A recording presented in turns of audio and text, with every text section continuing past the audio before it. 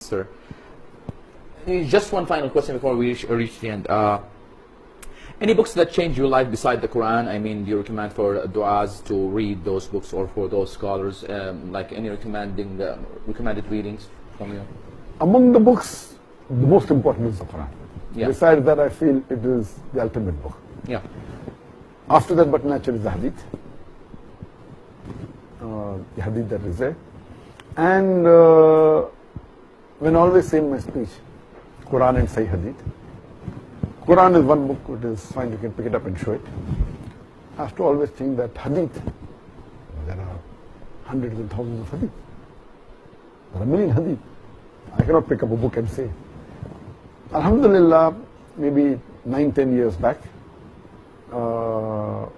when this thought came, and more than 15 years back, when I met head of the department of Medina University of Hadith, Professor Ziaur Rahman. He retired as a dean from the University of Medina, and he had the same thinking.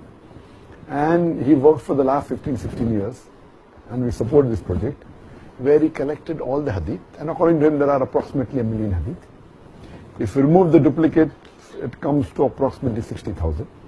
From the 60,000, according to him, about 13,000 are Sahih Hadith. So he has compiled all the Sahih Hadith in about 15 volumes. And that project got completed recently. It's printed just a couple of months back. The project was being done for the last 15 years, and we have supported the project, alhamdulillah, and now it's complete. So now, because in Bukhari itself, in Sahih Bukhari, there are 7,275 Hadith.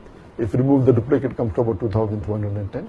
Same thing with Sahih Muslim, etc. So in the Kutub al-Sittah, the 6 major books of Hadith, then maybe about, if you remove the duplicate, there are only 8,000. Imagine if we read all, it will take years. Now, one Hadith is there, it will tell you this Hadith is there in Bukhari, so and so chapter, so and so verse. It's also there in Muslim, so and so verse, in Tirmidhi. So only if you read these 13,000, you can say that you have read all the Hadith. If not 100%, at least 98%. To be safe, I don't believe in 100%, there are human errors in it. So this voluminous work has been completed. It's available in Arabic, and published. Published. Ah, okay. The big version. Then in this big version there is Hujjah, that why this Hadith is Sahih, why it is Zaif, etc. In the Mukhtasar version, it's 5 volumes. Only the narrators are mentioned. The reasoning why it is Sahih is not there. So I told Sheikh Ziaur Rahman that you make another version without the narrator, so that you only have the matter in one volume. He didn't agree first, then he agreed later on. So it becomes easier for a normal Muslim to read this one volume. Only read the matter of the Hadith. What's its name?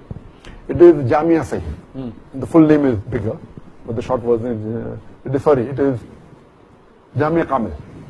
Means the complete, all the Sahih Hadith compiled together. And now it's printed in 15 volumes and 5 volumes. And inshallah we want to translate this into the major languages. So you recommend that after the Quran? Yes, because once you read this, you can say that, because see, no, it's difficult. Very few people in the world can say, I have read all the Sahih Hadith. Now if you read these 13,000, it's possible. You can say at least you have read, not that you've memorized. So after the Quran, if you read the Jami Kamil, it's already published in Arabic. We are translating it into English, into Urdu. And this is, mashallah, without copyright. It is meaning for Sawab Jari, mashallah. So this book, again, would be the next book after the Quran, where a person can say at least, if not all, almost all, the Sahih Hadith he has read. So there is one book which this work was not done in the history of Islam for the last 1400 years.